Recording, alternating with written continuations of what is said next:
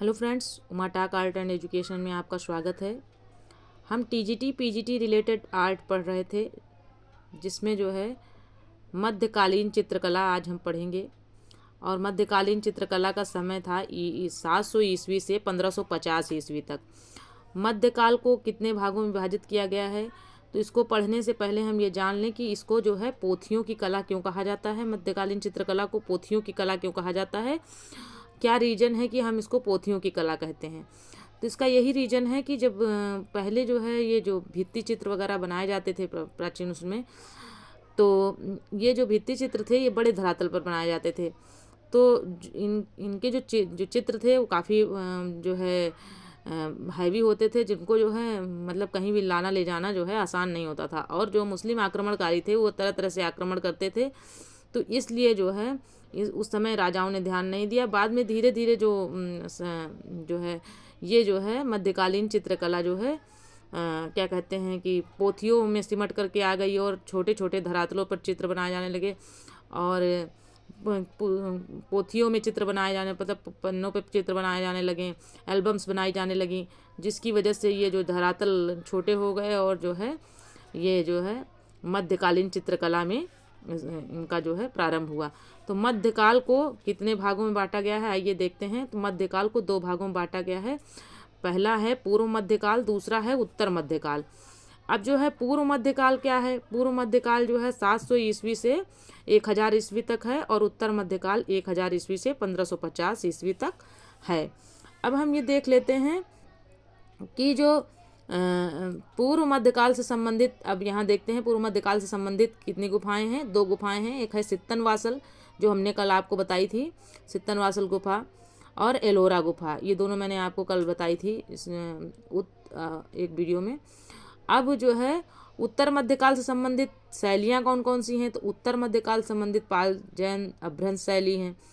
लघु चित्रकला की शुरुआत कहाँ से हुई, तो लघु चित्रकला की शुरुआत मध्यकाल से हुई है।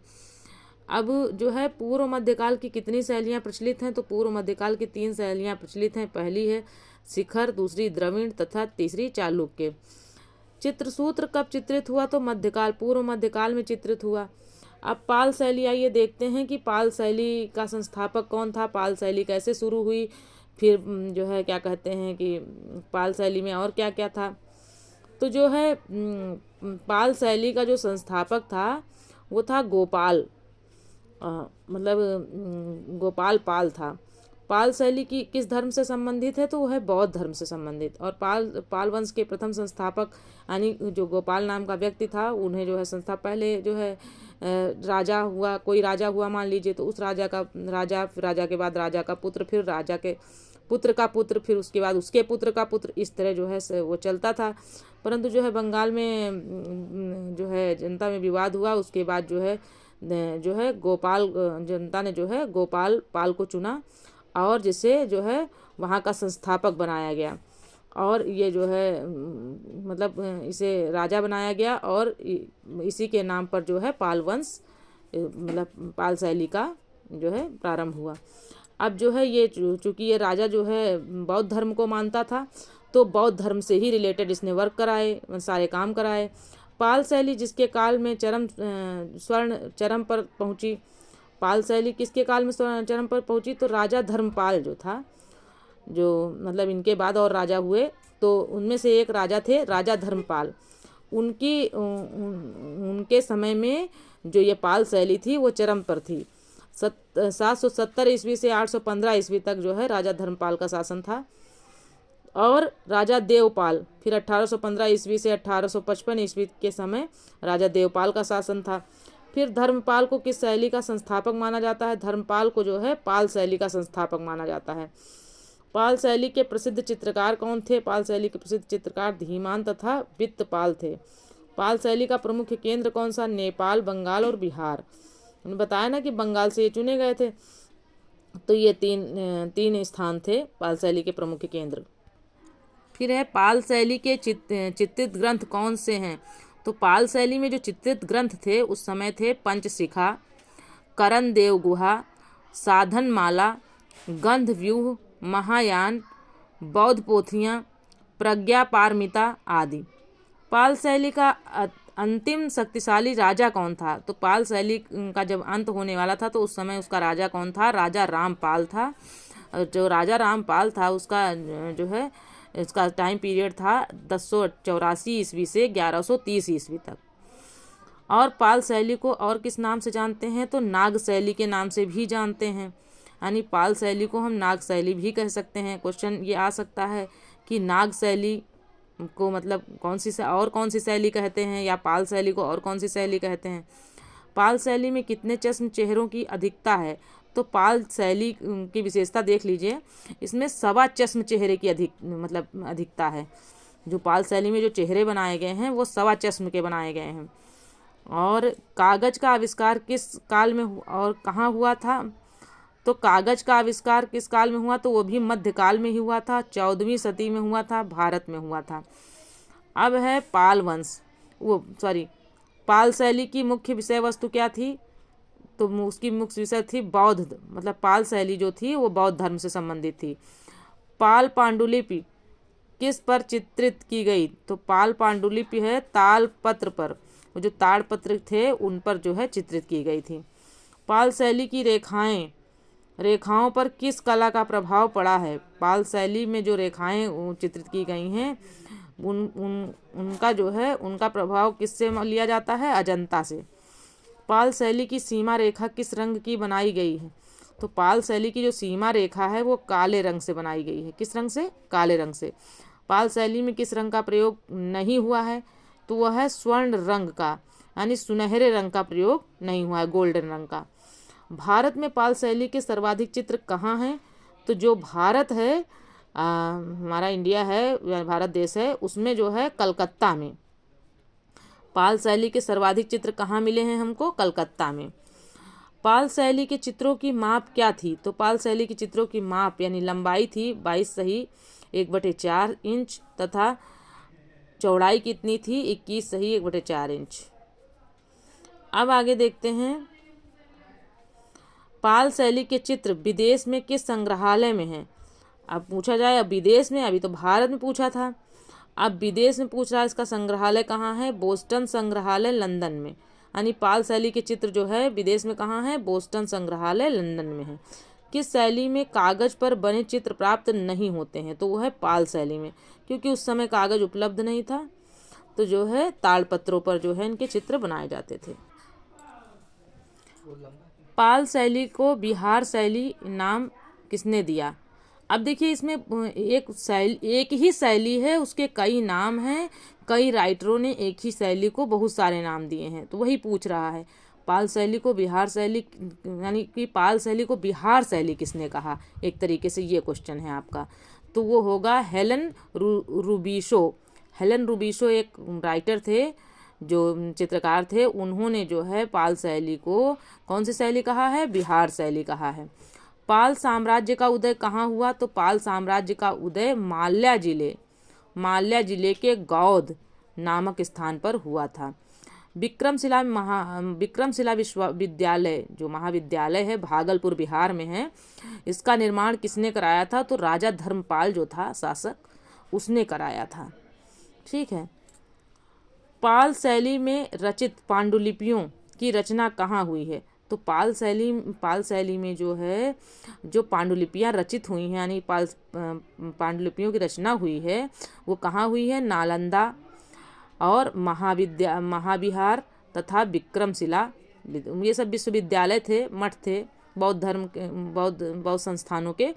तो इन सब में जो है पाल शैली की पांडुलिपियाँ बनाई गई थी। प्रसिद्ध मठ विक्रमशिला की नींव किसने रखी थी? तो विक्रमशिला विश्वविद्यालय एक था, उसकी स्थापना धर्मपाल ने कराई थी, यानी जो राजा धर्मपाल था पाल वंश का, उसने कराई थी।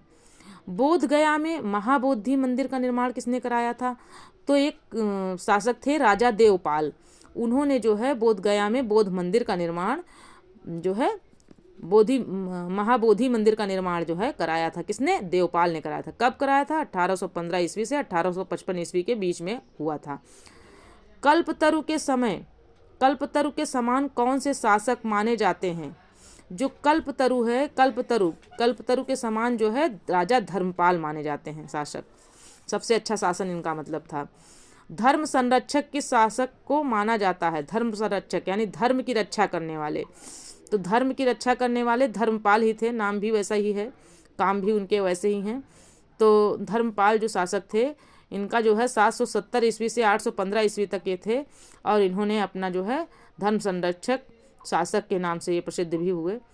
तो देवपाल तथा धर्मपाल के आश्रम में कौन सा कलाकार कार्य करता था? जो राजा देवपाल थे और धर्मपाल थे, इन लोगों के शासन में कुछ कलाकार भी, भाई राजाओं के यहाँ कुछ कलाकार भी शरण लेते थे। तो वो जो थे उसमें कौन कौन से थे, तो आप ये बता रहे हैं, धीमान और उनका पुत्र बित्तपाल। धीमान एक मतलब धीमान नाम का जो है कलाकार था, और जो है उसका पुत्र जो है बित्तपाल नाम का भी कलाकार था। धीमान और बित्तपाल किस कार्य के लिए प्रसिद्ध थे? तो अब बता रहे हैं कि जो मतलब ये जो कलाकार थे, ये क्या क्या करते थे, क्या बनाते थे। भाई कलाकार होंगे तो कुछ ना कुछ कलाकारी करेंगे किसी न किसी चीज़ के ऊपर। तो ये क्या करते थे? कास्ट मेटल और मूर्ति कला के लिए प्रसिद्ध थे। अब जो है बित्तपाल कहाँ निवास करता था? तो बित्तपाल जो था वो कहाँ निवास करता था? बंगाल में। ये बित्तपाल जो है ये चित्रकार या कलाकार हैं, ठीक है। महीपाल का शासन समय क्या था? तो महीपाल का शासन समय 922 ईस्वी से 1040 ईस्वी तक था। अब महीपाल के प्रपौत्र का क्या नाम था? तो वो राजा रामपाल। महीपाल का जो प्रपौत्र था वो राजा रामपाल था, और उसका ईयर कब से कब तक था? तो वो था 1084 ईस्वी से 1123 ईस्वी तक। अब पाल शैली के चित्र किस पर प्राप्त होते हैं? तो पाल शैली के जो चित्र थे, पहले ही बता दिया गया कि पोथियों में सिमट कर रह गए, यानी कि छोटे छोटे चित्र बनाए जाने लगे थे, ताकि जो है राजाओं को यहाँ वहाँ ले जाने में आसानी हो। तो महायान बौद्ध धर्म से संबंधित पोथियाँ किस पर लिखी गई हैं? जो महायान बौद्ध धर्म था, वो उनकी जो पोथियाँ किस पर लिखी गई थी? क्योंकि भाई उस समय कागज़ ज़्यादा उपलब्ध नहीं था, इसलिए तालपत्र पर, यानी जो तालपत्र के पत्ते होते थे उस पर लिखी गई। तालपत्र किस लिपि में पोथियाँ तालपत्र पर किस लिपि में पोथियाँ लिखी गई? तो इसमें यह भी क्वेश्चन आता है कि भाई तालपत्र पर लिखा आपने, लेकिन किस लिपि में लिखा? तो वो आता है देवनागरी लिपि। ये पोथियाँ कहाँ लिखी गई हैं? तो ये सब बंगाल में। कहाँ लिखी गई हैं? बंगाल में। पोथियों के पृष्ठ के बीच किन रंग का प्रयोग हुआ है? तो पोथियों के पृष्ठ के बीच में आप का कलर जो है यूज हुआ है लाल, सिंदूरी, हिंगुल तथा महावर, नीला लाजवर्दी और तथा नील, सफ़ेद खड़िया तथा काशगर, काला काजल यूज होता था, पीला खनिज रंग तथा मूल रंगों के मिश्रण का प्रयोग हुआ है, मतलब इसको बनाने में। बौद्ध ग्रंथ विनय पिटक किस भाषा में लिखा गया है? तो जो विनय पिटक था, बौद्ध ग्रंथ का जो विनय पिटक था, वो पाली भाषा में लिखा गया था। किस भाषा में? पाली भाषा में लिखा गया था।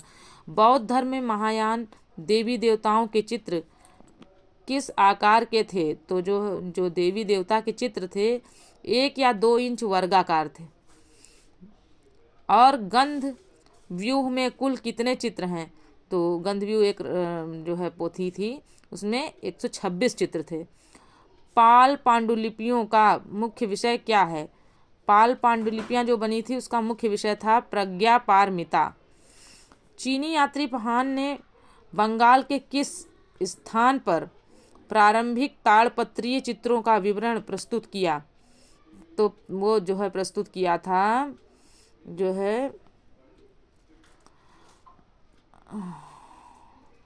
एक मिनट, चीनी यात्री फहान ने बंगाल के किस स्थान पर प्रारंभिक ताड़पत्री चित्रों का विवरण प्रस्तुत किया? तो वो था तमरालीपट नामक स्थान पर। तमरालीपट नामक स्थान पर जो है उसने ताड़पत्री चित्रों का विवरण प्रस्तुत किया था। और चीनी यात्री फहान भारत कब आया? तो वो 5वीं शताब्दी में आया था। फहान कब आया था? 5वीं शताब्दी के प्रारंभिक वर्षों में आया था। 16वीं शताब्दी में अकबर का राजपूत जनरल कौन था? यानी जो 16वीं शताब्दी थी उसमें अकबर ने जो है राजपूत जनरल किसको बनाया था? तो राजा मान सिंह को, जो कि बंगाल का गवर्नर बना। ओके दोस्तों, आज यहीं तक, फिर अगले वीडियो में हम आपको जैन अभ्रंश शैली पढ़ाएंगे। फ्रेंड्स, अगर मेरी बताई हुई जानकारी आपको अच्छी लगी हो तो उसके लिए आप मेरे चैनल को सब्सक्राइब कर सकते हैं, मेरे वीडियो को लाइक करिए और जो है अपने मित्रों में पहुंचाइए, ताकि जो भी आर्ट के बच्चे हों उनको ये लाभ मिल सके। ठीक है फ्रेंड्स, बाय।